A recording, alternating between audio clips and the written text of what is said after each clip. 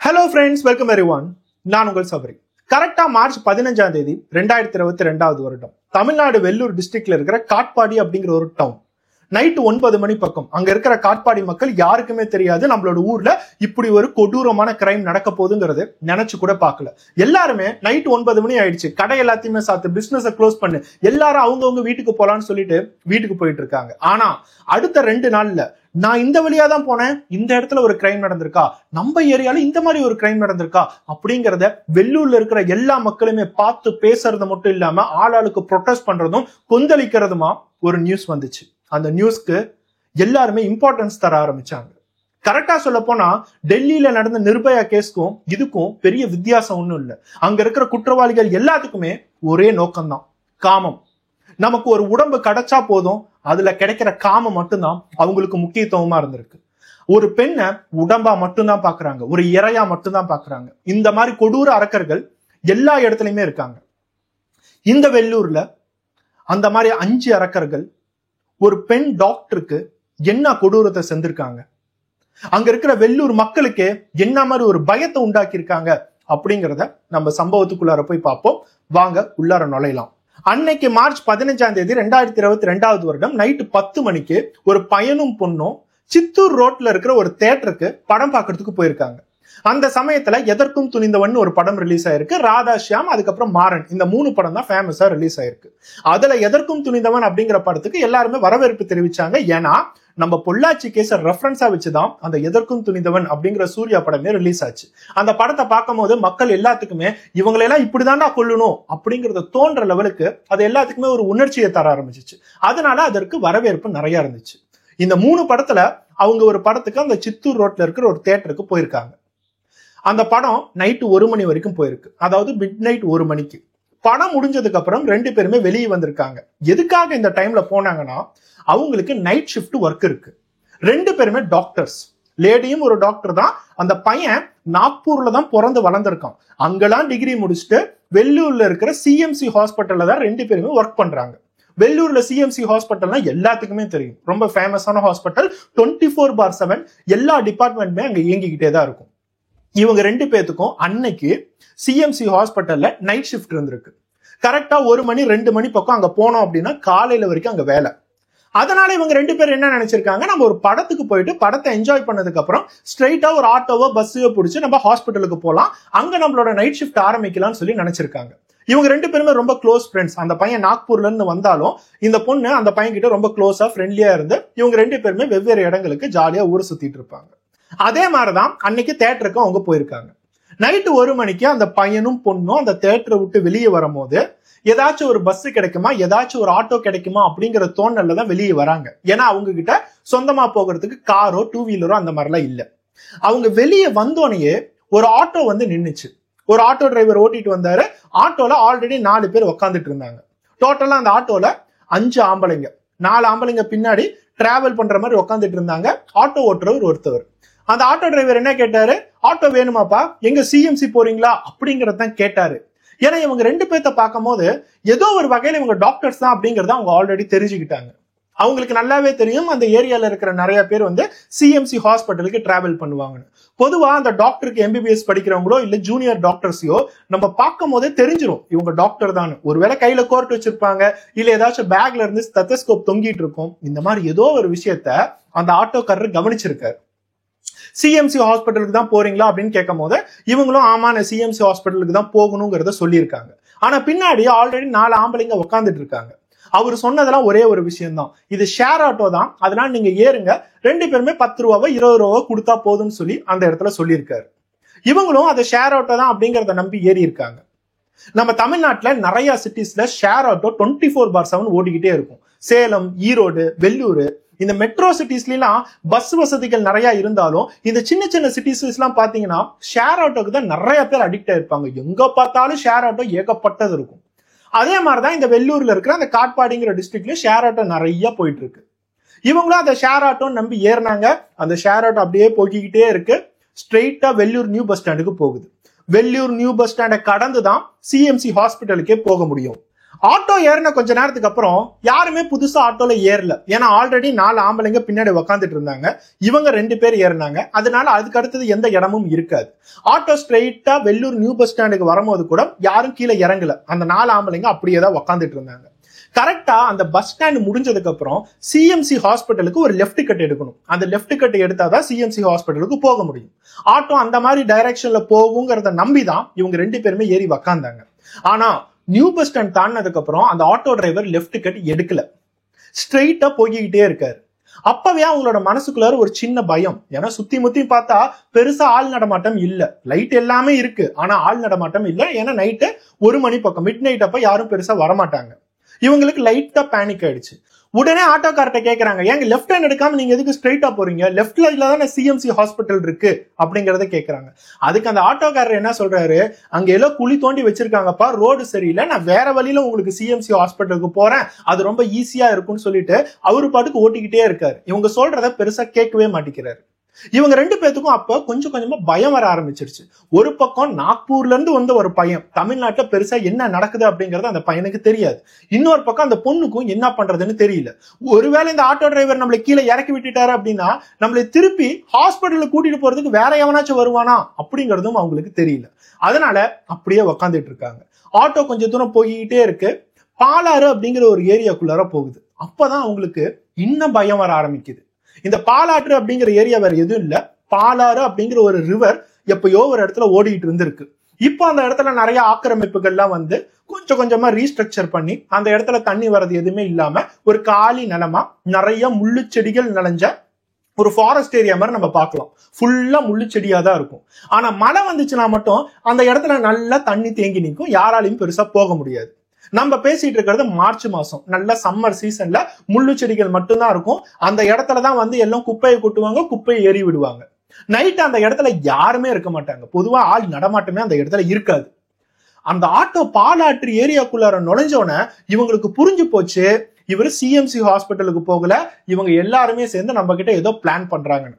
இவங்க 2 பேருமே கூட இருக்கிற 4 ஆம்பளைங்க நம்மளை ஹெல்ப் பண்ணுவாங்களான்னு பார்த்தா அவங்க எல்லாருமே போதையில இருக்காங்கிறது அப்பதான் இவங்க கண்டுபிடிக்கிறாங்க. எல்லாத்தோட கண்ணை பார்க்கும் போது போதையில இருக்காங்கிறது நல்லாவே தெரியுது. நல்லா வசமா மாட்டிக்கிட்டோம். என்ன பண்றது? ஆட்டோ விட்டு பேச குதிச்சிடலாமா அப்படின்னு பார்த்தா அந்த பையன் மட்டும் தான் குதிப்பான். ஆனா கூட இருக்கிற பொண்ணு எப்படி குதிக்கும்? நம்ம படுக்கு கீழே இறங்கிட்டோம் அப்படின்னா ஆட்டோ படுக்கு போய்கிட்டே தான் இருக்கும். உள்ளார நம்ம கூட வந்து நம்மளோட நண்பர் அந்த பொண்ணு மாட்டிக்குவாளேன்னு சொல்லிட்டு அந்த பையன் நிறுத்துங்க நிறுத்துங்க நிறுத்துங்கன்னு சொல்லிட்டு கத்திக்கிட்டே இருக்கான். இந்த பொண்ணு பயந்து போய் நிறுத்துங்க அப்படிங்கறத சொல்றாங்க. ஆனா இவங்க எல்லா விஷயங்களும் பண்றதுக்குள்ளார ஆட்டோ ஸ்பீடா அந்த பாலாற்று ஏரியாக்குள்ளார போயிடுச்சு. உள்ளுக்குள்ளார போனா ஒரு வீடு நம்ம கண்டுபிடிச்சோம் அப்படின்னா அப்புறம் 1 கிலோமீட்டர் தள்ளி தான் இன்னொரு வீடே இருக்கும். ஃபுல்லா முள்ளு செடிகளா தான் இருக்கும். கன்ஃபார்மா யாருமே வரமாட்டாங்கிறத நம்ம தெரிஞ்சுக்கலாம். யாரோ ஒருத்தவங்க வழி மாறியோ இல்ல அந்த இடத்துல வீடு இருக்கிறவங்களோ வருவாங்க. ஆனா நைட்டு 1 மணிக்கெல்லாம் அந்த வீட்டுல இருக்கிறவங்க வரமாட்டாங்க. அங்க வாழ்ற மக்கள் எல்லாமே நைட்டு ஒரு 9 மணிக்கு அந்த ஏரியா வழியா போய் ஆள் நடமாட்டமே இல்லாம ஆயிரும். இந்த ஆட்டோக்காரனுக்கு நல்லா தெரிஞ்சிருக்கு இந்த ஏரியால ஆள் நடமாட்டம் இருக்காதுன்னு. அதனாலதான் இந்த இடத்துக்கு கூட்டிட்டு போயிருக்கான். அந்த ஸ்பாட் வந்ததுக்கு அப்புறம், இங்கதான் நம்ம சம்பவத்தை பண்ணணுங்கிற ஸ்பாட் வந்ததுக்கு அப்புறம் இந்த பையனும் பொண்ணையும் ஆட்டோவை விட்டு வெளியே தள்ளி விட்டுருக்காங்க. இவங்க உடனே ஓடிடக்கூடாதுன்னு சொல்லிட்டு 2 பேத்தையுமே கையை பிடிச்சு கத்தி எடுத்து கழுத்துல வச்சிருக்காங்க. இந்த பையனுக்கும் பொண்ணுக்கும் என்ன செய்யறதுன்னே தெரியல.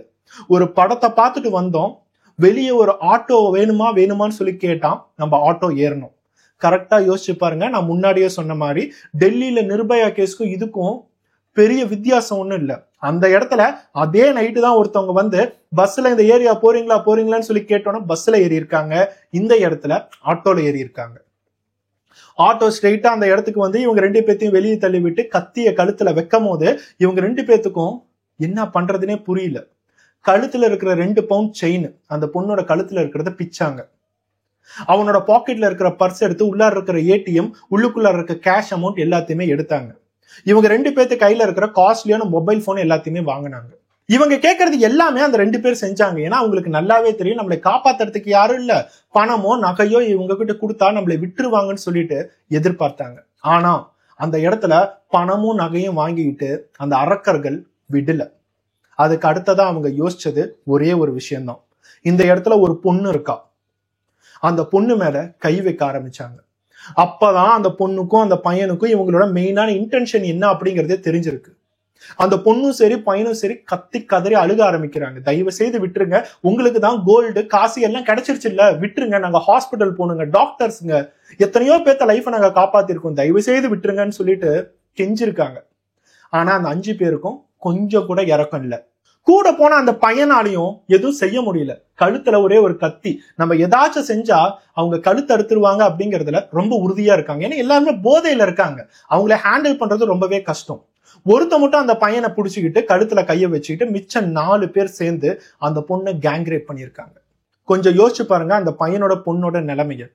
என்னைய நம்பி அந்த பொண்ணு வந்தா, என்னை ஃப்ரெண்டா ஏத்துக்கிட்டு என் கூட படம் பார்க்க வந்தா, ஆனா இப்ப அவளை என்னால காப்பாத்த முடியலையேன்னு சொல்லிட்டு அந்த பையன் கண் கலங்க அழுதுகிட்டு இருக்கான். எனக்கு முன்னாடி அந்த பெண்மணியை நிர்வாணப்படுத்தி இது எல்லாமே பண்றாங்களேன்னு சொல்லிட்டு அவனால எதுவுமே செய்ய முடியல. இன்னொரு பக்கம் அந்த பொண்ணு கத்தி கதறி அழுகுறாங்க. அவங்களோட அழுக எந்த லெவலுக்கு கேட்குமோ, யாராச்சும் ஒருத்தவங்க காது கேட்டா வந்து ஹெல்ப் பண்ணுவாங்களேன்னு சொல்லிட்டு அவங்க கத்துறாங்க. ஆனா அந்த ஏரியால ஹெல்ப் பண்றதுக்கு ஒருத்தன் கூட அந்த இடத்துக்கு வரல. நைட்டு பேசிக்காவே அந்த இடத்துல ஆள் நடமாட்டமே இருக்காது.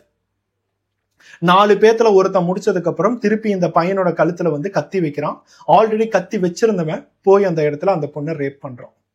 இவங்க எல்லாருமே கேங் ரேப் பண்ணி முடிச்சதுக்கு அப்புறம் இவங்க 2 பேர்த்தையுமே மிரட்ட ஆரம்பிச்சிருக்காங்க. இப்ப நான் உங்ககிட்ட காசு எல்லாத்தையுமே வாங்கிட்டு போறேன், ஏடிஎம் கார்டோட பின் முதற்கொண்டு எல்லாத்தையுமே வாங்கிட்டாங்க, போலீஸ்ட போனீங்க அப்படின்னா கொன்னே போட்டுருவோம், எங்களுக்கு இருக்கிற இன்ஃபுளுன்ஸ் உங்களுக்கு தெரியாது, எந்த இடத்துல இருந்தாலும் நாங்க வந்து கொன்றுவோம், சிஎம்சி ஹாஸ்பிட்டல்ல தான் ஒர்க் பண்றீங்கன்னு எனக்கு நல்லாவே தெரியும், அதனால போலீஸ்ட போக கூடாதுன்னு சொல்லிட்டு அவங்க 2 பேர்த்தையுமே பயம்படுத்திட்டு ஆட்டோ எடுத்துட்டு அந்த 5 பேருமே கிளம்பிட்டாங்க. பாவம் நைட்டு 1 மணில இருந்து 2 மணி வரைக்கும் இவங்களோட லைஃப்ல என்ன நடந்துச்சு அப்படிங்கறது இவங்களால யோசிச்சு கூட பார்க்க முடியல. சினிமாக்கு வந்த அந்த பையனும் பொண்ணும் அதே இடத்துல அழுதுகிட்டு இருக்காங்க. அந்த பொண்ணை அவன் சமாதானப்படுத்துறான், என்னை மன்னிச்சிரு, எதுவுமே என்னால செய்ய முடியல அப்படின்னு. அந்த பொண்ணுக்கு நல்லாவே தெரியும் அவனால எதுவும் செஞ்சிருக்க முடியாது.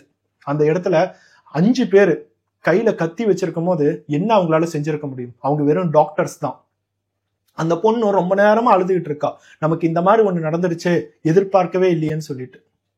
அந்த பொண்ணுகிட்ட இருக்க ஒரே ஒரு பாசிட்டிவ் மைண்ட் செட் என்ன தெரியுமா? இவங்க என் வாழ்க்கையே கெடுத்துட்டாங்க இப்படிங்கறத யோசிக்காம, தெரு நாய்ங்க வெறி புடிச்சு என்னை கடிச்சிருச்சு, அந்த தெரு நாய்ங்களை ஏதாச்சும் ஒண்ணு செய்யணும் அப்படிங்கிற ஒரு கோவத்தோட அவங்க பக்கத்துல இருக்க அந்த சிஎம்சி ஹாஸ்பிட்டலுக்கு போயிருக்காங்க.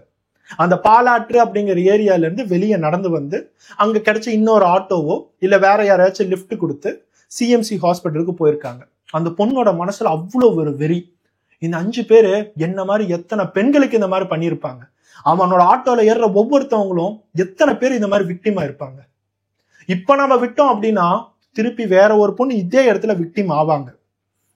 என்னைக்காச்சும் ஒரு நாள் இதை விட ஒரு பெரிய கிரைமா அது மாறும். இந்த தெரு நாய்ங்க எல்லாம் என்னை வெறி பிடிச்சு கடிச்சதுனால நான் ஒன்னும் மாறிட மாட்டேன், என்னோட குணம் ஒன்னும் மாறாது. அவங்களோட காயங்கள் உடம்பு ஃபுல்லா எவ்வளவு காயங்கள் இருந்தாலும் பரவாயில்ல, அதை எல்லாத்தையுமே தொடச்சி சரியாக்கிட்டு அவங்க அடுத்த வேலையை ஆரம்பிச்சாங்க. சிஎம்சி ஹாஸ்பிட்டலுக்கு போய் அவங்களுக்கு ட்ரீட்மெண்ட் கொடுக்கப்பட்டிருக்கு. அதுக்கு அடுத்த ஒரே நாள்ல போலீஸ்ல கம்ப்ளைண்ட் பண்ணணும்னு சொல்லிட்டு அந்த பொண்ணு ரெடி ஆயிட்டாங்க. அவங்க ஸ்ட்ரெயிட்டா போலீஸ் ஸ்டேஷனுக்கு போய் கம்ப்ளைண்ட் பண்ணா பிரஸ் இந்த மாதிரி ஏகப்பட்ட விஷயங்களை நம்ம ஃபேஸ் பண்ணணும். அந்த பிரஸ் அப்படிங்கிற ஒரு விஷயத்துக்குள்ள நம்ம ஃபேஸ் பண்ணிட்டோம் அப்படின்னாவே எவன் நம்மளோட போட்டோ வெளியே விடுவான், எவன் நம்மளோட வீடியோ வெளியே விடுவான், எவன் இன்டர்வியூக்கு வருவான், இந்த மாதிரி ஏகப்பட்ட பிரச்சனைகள். அதனால அவங்க புத்திசாலித்தனமா ஒரே ஒரு விஷயத்தை தான் பண்ணாங்க. அவங்களோட லேப்டாப் எடுத்து போலீஸ் ஸ்டேஷன்ல ஆன்லைன் கம்ப்ளைண்ட் கொடுத்தாங்க. இந்த மாதிரி சித்தூர் ரோட்ல ஒரு படம் பார்த்துட்டு நைட்டு 1 மணிக்கு நானும் என்னோட ஃப்ரெண்டு வெளியே வந்தோம், ஆட்டோ பிடிச்சோம், ஆனா அந்த ஆட்டோல இருக்கிறவங்க எல்லாருமே எங்களுக்கு இந்த மாதிரி ஒரு கொடூரத்தை பண்ணாங்க, பாலாற்று அப்படிங்கிற ஏரியாக்குள்ளாரதான் போய் பண்ணாங்கிற ஒரு ஆன்லைன் கம்ப்ளைண்ட். ஸ்ட்ரெயிட்டா எஸ்பி ஆபீஸ்க்கு அந்த ஆன்லைன் கம்ப்ளைண்ட் போகுது. நம்மளோட ஏரியால இந்த மாதிரி ஒரு கிரைம் நடந்திருக்கா, யாருமே பார்க்கலையா, ஒரு பொண்ணு பாதிக்கப்பட்டிருக்காங்க, எல்லாத்துக்குமே ஒரு பெரிய ஷாக். உண்மையாலுமே அதை கம்ப்ளைண்ட் வெரிஃபை பண்ணியே ஆகணும். நம்மளை மீறி இந்த மாதிரி ஒரு விஷயம் நடந்திருக்காங்கிறது போலீஸாலே நம்ப முடியல. உடனே அந்த பொண்ணை கான்டாக்ட் பண்றாங்க, விசாரிக்கிறாங்க. இது உண்மைதான் அப்படிங்கிறத தியேட்டரோட சிசிடிவி கேமரா அவங்க 2 பேரும் வெளியே வந்து அது ஒரு ஆட்டோல ஏறினது, அந்த ஆட்டோ எந்த வழியா போயிருக்கு, இந்த மாதிரி எல்லாத்தையுமே சிசிடிவி கேமரா மூலியமா ட்ராக் பண்றாங்க. அவங்களுக்கு சில இமேஜஸ் எல்லாமே கிடைச்சிருக்கு. அவங்க கையில சினிமா பார்த்தா ஆன்லைன் டிக்கெட்ஸ் எல்லாமே இருக்கு. சோ அந்த பொண்ணு சொல்றது முழுக்க முழுக்க உண்மை. இப்ப கண்டுபிடிக்க வேண்டியதுன்னா அந்த 5 ஆண்கள் எங்க, அந்த 5 மிருகங்களை என்ன பண்ணலாம். அதுக்கு அடுத்ததா போலீஸ் ஒரு தனி டீம் ஃபார்ம் பண்ணி அந்த 5 மிருகங்கள் எங்க இருப்பாங்கன்னு சொல்லிட்டு ஃபுல்லா தேடுறாங்க. பக்கத்துல இருக்கிற எல்லா ஏரியாவுமே தேடுறாங்க. இவங்க மேல ஏதாச்சும் கேசஸ் இருக்கா, இவங்க ஏதாச்சும் போதைப் பொருள் யூஸ் பண்ணிட்டு இருக்காங்களா, அவங்க 5 பேருமே போதையில இருக்காங்கன்னு சொன்னீங்க, அவங்க எல்லாம் எப்படி இருப்பாங்க, ஏதாச்சும் வரைஞ்சு காட்ட முடியுமா, இந்த மாதிரி எல்லாத்தையுமே ட்ரை பண்றாங்க. அடுத்த 2 நாட்கள்ல குற்றவாளிகள் எல்லாமே போலீஸோட கையில. இந்த 5 பேர் தப்பு பண்ணதுக்கு அப்புறம் அதுக்கு அடுத்த நாளே போதையில வேற யாரு கூடயோ தகராறு பண்ணி அந்த இடத்துக்கு போலீஸ் வந்து இவங்களை அரெஸ்ட் பண்ணி கடைசியா இவங்களாதான் நேத்து பண்ணதா இருக்குமோ அப்படிங்கிற ஒரு டவுட்ல விசாரிக்கும் போதுதான் இவங்க தான் குற்றவாளிகள் அப்படிங்கிறது தெரிய வருது. அந்த 5 ஆண்கள்ல 3 பேரு அன்னைக்கு குடிச்சிட்டு அந்த இடத்துல தகராறு பண்ணிட்டு போலீஸ்ல மாட்டிக்கிட்டாங்க. அந்த 3 பேர் சொன்னதுனால மிச்சம் 2 பேரும் மாட்டியிருக்காங்க. இந்த 5 பேர்த்தையுமே சத்துவாச்சாரி வஉசி நகர் அப்படிங்கிற ஏரியால தான் அரெஸ்ட் பண்ணியிருக்காங்க. அதுல ஆட்டோ டிரைவர் பேரு பார்த்திபன், கூட உக்காந்துட்டு இருந்தவனோட பேரு மணிகண்டன், பரத், சந்தோஷ். இன்னொருத்தவனோட பேர் வெளியே சொல்லல, ஏன்னா அவனுக்கு வெறும் 17 வயசு தான் ஆகுது. அவன் மைனர் அப்படிங்கறதுனால அவனோட பேரை வெளியே சொல்லாமையே போலீஸ் ஓட்டிட்டு இருந்தாங்க. இவங்க 3 பேருமே கூலி தொழிலாளிகள். அதாவது 4 பேருமே அந்த 17 வயசு பையனையும் சேர்த்து கூலி தொழிலாளிகள். அங்கங்க மூட்டை தூக்குற வேலை, ஃபேக்டரிஸ்ல வேலைன்னு சொல்லிட்டு எல்லாத்தையுமே பண்ணுவாங்க. கொஞ்சம் யோசிச்சு பாருங்க, இந்த மாதிரி ஆட்களுக்கு எல்லாம் எவ்வளவு பெரிய கேவலம். இந்த மாதிரி சில ஆட்டோக்காரர்கள் இந்த மாதிரி தப்பு செய்யறதுனால ஆட்டோ டிரைவர்ஸ் எல்லாத்துக்குமே எவ்வளவு கெட்ட பேர் வருது. நைட்டு 1 மணிக்கு ஒரு பொண்ணு போய் ஒரு ஆட்டோ டிரைவரோட ஆட்டோல ஏறணும் அப்படின்னா அவங்களோட மனசுக்கு ஒரு பயம் தோணுது பாத்தியா? அந்த பயத்துக்கான முக்கியமான காரணமே இந்த மாதிரி நாய்களாலதான். இந்த மாதிரி மிருகங்கள்லாம் ஆட்டோ டிரைவர் ஆகட்டும், கூலி தொழிலாகட்டும், இந்த மாதிரி எல்லா இடத்துலயுமே போகிறதுனாலதான் நம்மளால அடுத்தது ஒருத்தவங்களை பார்க்கும் போது அந்த நம்பிக்கை நம்மளோட மனசுல வரமாட்டேங்குது, பயம்தான் வருது. இவங்கெல்லாம் நம்மள ஏதோ பண்ணிடுவாங்களோ, இந்த மாதிரி ஒரு இன்சிடென்ட் நம்ம பார்த்தோமே, நைட்டு எப்படி ஒருத்தவங்க ஆட்டோல ஏறுறது இப்படிங்கிற பயத்தை இதெல்லாம் எப்படி சொல்றதுன்னு தெரியல. மத்தவங்களோட தொழிலை எவ்வளவு கேவலப்படுத்துறாங்க பாருங்க இந்த மாதிரி தப்பால. இவங்க 5 பேர்த்தையுமே அரெஸ்ட் பண்ணி கடைசியா போலீஸோட ஸ்டைல விசாரிக்கும் போது இவங்க ஒத்துக்கிட்ட உண்மை என்னன்னா, ஆமா நாங்க தான் இது எல்லாத்தையுமே செஞ்சோம். அந்த நாக்பூர் பையனோட ஏடிஎம் கார்டு இந்த 5 பேர்த்துல ஒருத்தனோட பாக்கெட்ல இருக்கு. ஆல்ரெடி 40,000 அவன் ஸ்வைப் பண்ணிட்டான். அப்படின்னா ஏடிஎம் சென்டருக்கு போய் கேமராவை பார்த்திருந்தாவே இவன் ஈஸியா மாட்டியிருப்பான். இவ்வளவு பெரிய கொடூரத்தை பண்ணிட்டு எவ்வளவு அசால்ட்டா இவங்க படுக்கு சுத்திட்டு இருக்காங்க. இவங்க எல்லாமே ஹேபிச்சுவல் அஃபெண்டர்ஸ்னு தெரிய வருது. ஒவ்வொரு நாளும் குடி போதையில, கஞ்சா போதையில ஒவ்வொரு இடத்துலயுமே தெரிஞ்சுக்கிட்டு ஒவ்வொரு வேலைகளை இந்த மாதிரி பண்ணிட்டு தான் இருக்காங்க. அன்னைக்கு அந்த பொண்ணை கேங் ரேப் பண்ணும் போது நாங்க எல்லாருமே கஞ்சா போதையில இருந்தோம். போதையில இருக்கும்போது நாங்க என்ன பண்றதுனே தெரியல, அந்த போதையில நாங்க பண்ணிட்டோம், மன்னிச்சிருங்க அப்படின்னு சொல்லி போலீஸ்ட சொல்லியிருக்காங்க. இந்த போதையில ரேப் பண்ற எல்லாத்துக்கிட்டையுமே கேட்கறது ஒரே ஒரு கேள்விதாங்க. அது ரொம்ப நாளாவே என்னை உறுத்திக்கிட்டு இருக்கு. எவனை பார்த்தாலும் நான் போதையில தப்பு செஞ்சுட்டேன், போதையில ஒரு பொண்ணை தெரியாம இந்த மாதிரி பண்ணிட்டேன், போதையில நான் என்ன செய்யறேனே தெரியல, இந்த மாதிரி சொல்றீங்களே, போதையில உன்னோட அம்மாவை போய் பார்த்தாலும் உனக்கு அப்படிதான் தொண்ணூன்னு தோணுமா? போதையில உன்னோட அக்கா தங்கச்சியை பார்த்தாலும் அப்படிதான் தொண்ணூன்னு தோணுமா? இல்ல போதையில உன்னோட பொண்ணை பார்த்தாலும் அப்படிதான் தொண்ணூன்னு தோணுமா? அது எப்படிடா போதையில வேற ஒரு பொண்ணை பார்த்தா மட்டும் உங்களுக்கு தொடணும்னு தோணுது? அது எப்படி போதையில வேற ஒரு பொண்ணுகிட்ட மட்டும் உங்களுக்கு காமத்தை தோணுது? அந்த லெவல்ல நீங்க கிளாரிட்டியா இருக்கீங்க. ஆனா அதுக்கப்புறம் ஏன்டா இப்படி செஞ்சேன்னு கேட்டா, நான் போதையில தெரியாம தப்பு செஞ்சுட்டேன் இப்படின்னு சொல்ற ஒருத்தவனை கூட நம்பிராதீங்க தயவு செய்து. இந்த சம்பவம் மார்ச் 16ஆம் தேதி 2022 வருடம் விடிகால 1 மணிக்கு, மிட் நைட் 1 மணிக்கு நடந்திருக்கு. மார்ச் 17ஆம் தேதி இந்த கம்ப்ளைண்ட் போலீஸ் ஸ்டேஷனுக்கு போயிருக்கு. இந்த கம்ப்ளைண்ட் கொடுத்த அடுத்த 3 நாள்லயே இவங்க 5 பேத்தையுமே போலீஸ் பிடிச்சிட்டாங்க. எவ்வளவு ஃபாஸ்டா இதை செய்ய முடியுமோ அவ்வளவு ஃபாஸ்டா இந்த 5 பேத்தையுமே அரெஸ்ட் பண்ணிருக்காங்க. அந்த பொண்ணுகிட்ட போட்டோவை காட்டி இவங்க தான் அப்படிங்கிற கன்ஃபர்மேஷன் வாங்கிட்டாங்க. அதுக்கு அடுத்ததா போலீஸ் செய்ய வேண்டிய எல்லா வேலையுமே பக்காவா செஞ்சிருக்காங்க. ஃபர்ஸ்ட் போய் ஒரு மெஜிஸ்ட்ரேட் நிக்க வச்சு அவங்க மேல கேஸ் எல்லாத்தையுமே பதிவு பண்ணி அவங்களை ரிமாண்ட் எடுத்து அதுக்கப்புறம் அவங்க சார்ஜ் ஷீட் ஃபைல் பண்ண ஆரம்பிச்சிருக்காங்க. ஏப்ரல் 11ஆம் தேதி 2022 வருடம் இந்த சம்பவம் நடந்து கரெக்டா 1 மாசத்திலேயே 496 பக்கங்கள் இருக்கிற ஒரு சார்ஜ் ஷீட், ரொம்ப டீடைல்டா இவங்க 5 பேத்து மேலையும் 13 வழக்குகள் பக்கம் போட்டிருக்காங்க. இவங்க மேல சார்ஜ் ஷீட் பதிவு பண்ணி அதுக்கப்புறம் கோர்ட் கேஸ் எல்லாமே ஆரம்பிக்குது. இந்த கோர்ட் கேஸ் முடிகிற வரைக்குமே இவங்க வெள்ளூர் சென்ட்ரல் ஜெயில தான் இருந்திருக்காங்க. அந்த 17 வயசு பையனை மட்டும் சென்னையில இருக்கிற ஜுவைனல் ஹோமுக்கு கூட்டிட்டு போயிருக்காங்க. அந்த பையனுக்கு வேற மாதிரி கேஸ் நடக்கும், இந்த 4 பேத்துக்கு வேற மாதிரி கேஸ் நடக்கும். அதுக்கு அடுத்தது 2 வருஷம் பக்கமா இந்த கேஸ் தீவிரமா போயிட்டே தான் இருந்துச்சு. இந்த பொண்ணோட ஐடென்டிட்டியோ பாதிக்கப்பட்ட பையனோட ஐடென்டிட்டியோ எந்த இடத்துலயுமே வெளி வரவே இல்லை. அந்த பொண்ணு ஆரம்பத்துல ஆன்லைன் கம்ப்ளைண்ட் தான் கொடுத்தாங்க. அவங்க கோர்ட்டுக்கே வராம எல்லா விஷயங்களுமே ஆன்லைன்லயே பண்ற மாதிரி வசதிகளை பண்ணி தந்திருக்காங்க. ஆன்லைன்லயே இவங்க தான் குற்றங்கள் பண்ணாங்களா, உங்களுக்கு என்னெல்லாம் நடந்துச்சு அப்படிங்கிறத வீடியோ இன்டர்வியூவாவே எடுத்திருக்காங்க. அந்த பொண்ணு கிளாரிட்டியோட ஜட்ஜு கிட்ட ஒவ்வொரு விஷயங்களுமே சொல்லியிருக்காங்க. இந்த இடத்துல அரசு தரப்புல இருந்து அட்வொகேட்டா வந்தது மிஸ் சந்தியா. அந்த சந்தியா அப்படிங்கிறவங்க ரொம்ப எக்ஸ்பீரியன்ஸ்டான ஒரு அட்வொகேட், கவர்மெண்ட் லாயர்னு சொல்லுவாங்க பாத்தீங்களா, அந்த சந்தியா தான் இந்த கேஸை எல்லாத்தையுமே நடத்தியிருக்காங்க. அந்த இடத்துல ஆரம்பத்துல இருந்தே ஜட்ஜா இருந்தது மகேஸ்வரி அப்படிங்கிற ஒரு ஜட்ஜ். இந்த கேஸை ஃபாஸ்ட் ட்ராக் பண்ணணும் அப்படிங்கறதுனால வெள்ளூர்ல இருக்கிற அந்த மகிழா கோர்ட்ல ஃபாஸ்ட் ட்ராக் பண்ணியிருக்காங்க. அதனாலதான் இந்த கேஸ் 2 வருஷத்திலே முடிஞ்சிருக்கு. இப்ப நம்ம பேசிட்டு இருக்க 2025 வருடம் ஜனவரி 30 இவங்க 4 பேத்துக்கும் என்ன தண்டனை தரணுங்கிறத அப்படியே பிரஸ் மீட்ல எல்லாத்துக்கும் தெரியற மாதிரி அந்த மகேஸ்வரி அப்படிங்கிற ஜட்ஜ் அறிவிச்சாங்க. இவங்க 4 பேருமே செஞ்சிருக்க இந்த கொடூரத்துக்கு தலா 25,000 ரூபாய் ஃபைன், ஒவ்வொருத்தவங்களும் 25,000 ரூபாய் ஃபைன் கட்டணும். அது மட்டும் இல்லாம இவங்க 4 பேத்துக்குமே 20 வருஷம் ஆயுள் தண்டனை கொடுத்திருக்காங்க. அடுத்த 20 வருஷம் இவங்களால பெயில் வாங்க முடியாது, வெளியவும் வர முடியாது, ஜெயிலே தான் இவங்க இருக்கணும். இவங்க எந்தெந்த ஜெயிலுக்கு போவாங்க அப்படிங்கறதெல்லாம் அடுத்ததான் அந்த போலீஸ் டிபார்ட்மெண்ட் ஆகட்டும் அந்த ஜெயில இருக்கிற அதிகாரிகள் முடிவு பண்ணிக்குவாங்க.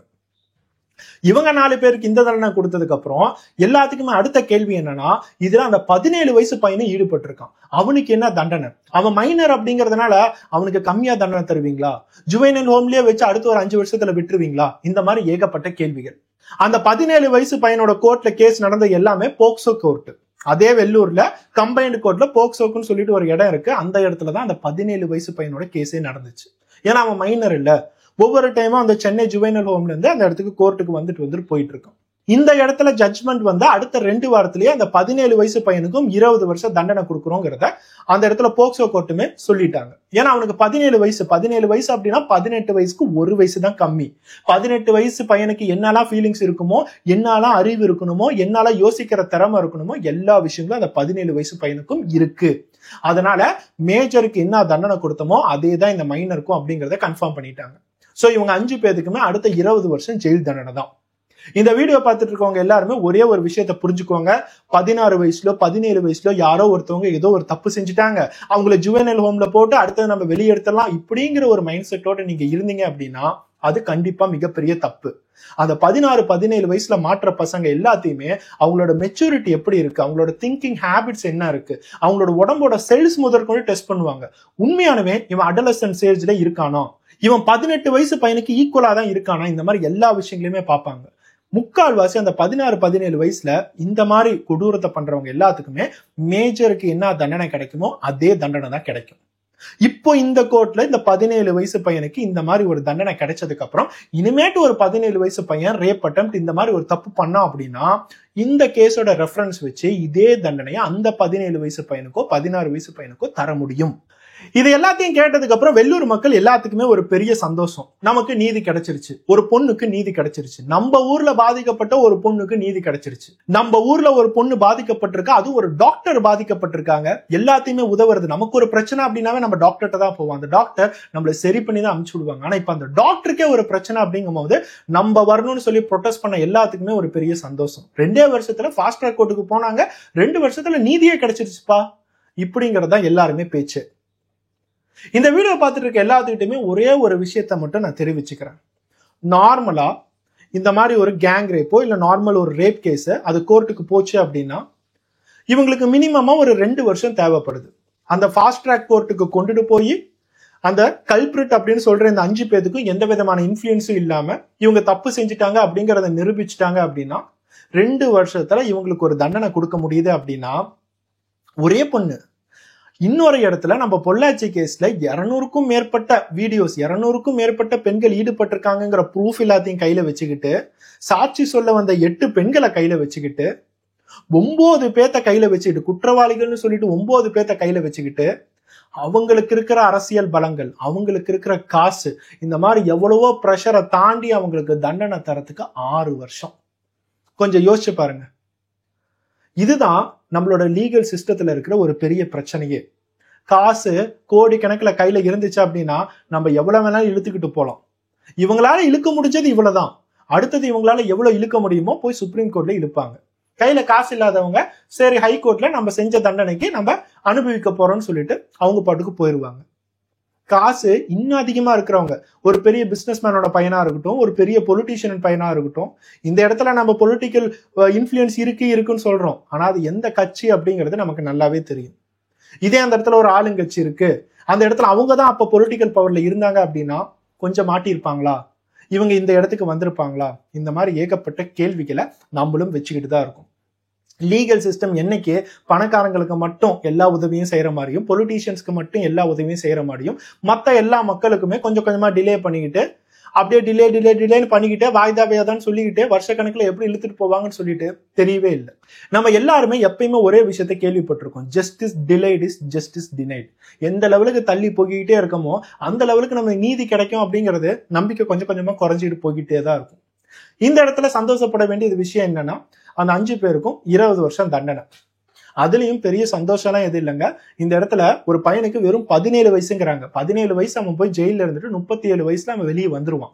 ஒருத்தன் 37 வயசுல உள்ளார ஜெயில இருக்கிற எல்லாத்தையுமே பார்த்துட்டு வெளியே வரும்போது அவன் தூய்மையா வெளியே வருவானா இல்ல இன்னும் நிறைய விஷயங்களை தப்பா கத்துக்கிட்டு வெளியே வருவானாங்கிறது ஒரு பெரிய கேள்விக்குறிதாங்க.